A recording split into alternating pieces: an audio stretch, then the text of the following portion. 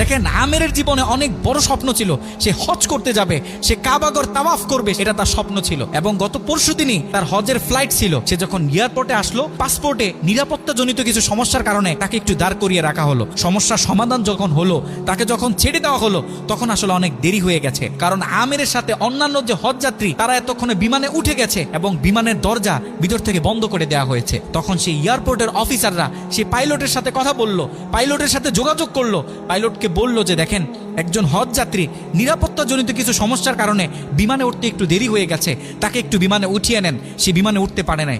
তখন পাইলট স্পষ্ট বলেছে, যেই বিমানের দরজা একবার বন্ধ হয়ে গেছে, সেই বিমানের দরজা দ্বিতীয়বার কারোর জন্য আর খোলা হবে না। কথা বলে পাইলট বিমানটা আকাশে ফ্লাই করলো।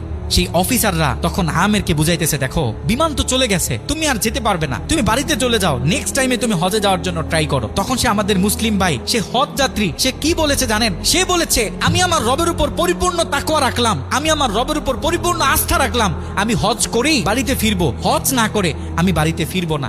কথা বলে সে এয়ারপোর্টে দাঁড়িয়ে রইল। ঠিক কতক্ষণ পর সেই বিমান থেকে এয়ারপোর্টে মেসেজ করা হলো যে বিমানের ভিতরে যান্ত্রিক সমস্যা দেখা গিয়েছে, খুব ইমার্জেন্সি বিমানটা সেই এয়ারপোর্টে ল্যান্ড করতে হবে। বিমানটা যখন এয়ারপোর্টে ল্যান্ড করা হলো, যান্ত্রিক যে ত্রুটি, এই ত্রুটিগুলো যখন সমস্যা সমাধান করা হচ্ছে, তখন সেই অফিসাররা সেই পাইলটের সাথে কথা বলেছে যে দেখেন, কোনোভাবে এই যাত্রীটা একটু নেওয়া যায় কিনা, সে তো হজ করার উদ্দেশ্যে বাড়ি থেকে বের হয়েছে, সে তো বাড়িতে যেতে চাচ্ছে না, হজ না করে তাকে একটু নিয়ে নেন।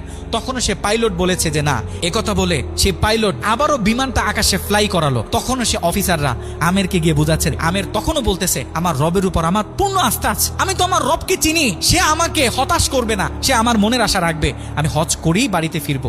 কথা যখন বলতেছে, এর ঠিক কিছুক্ষণ পরে আবারও সেই বিমান এয়ারপোর্টে মেসেজ করলো যে বিমানের ভিতরে এখন আগের চেয়ে বেশি কিছু যান্ত্রিক ত্রুটি দেখা গিয়েছে, বিমানটা আকাশে ফ্লাই করতেছে না, বিমানটা এমার্জেন্সি আবার এয়ারপোর্টে ল্যান্ড করতে হবে।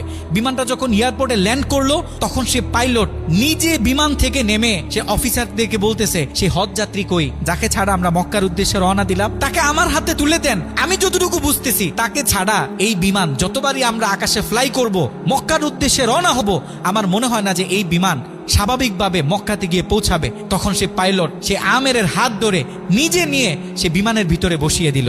দেখেন, আল্লাহ পাক তো স্পষ্ট বলতেছে, ওয়ামাই ইয়াতাওয়াক্কাল আলাল্লাহি ফাহুয়া হাসবুহ, যে আমি আল্লাহর উপর তাওয়াক্কুল করবে, তার জন্য আমি যথেষ্ট, যত বড় বিপদ হোক। যখন আপনি আল্লাহর উপর তাওয়াক্কুল করবেন, তখন আল্লাহ পাকের পক্ষ থেকে আপনার উপর যে বারাকা, যে ব্লেসিং গুলো আছে, এগুলো তখন আল্লাহ পাক বাড়িয়ে দিবে।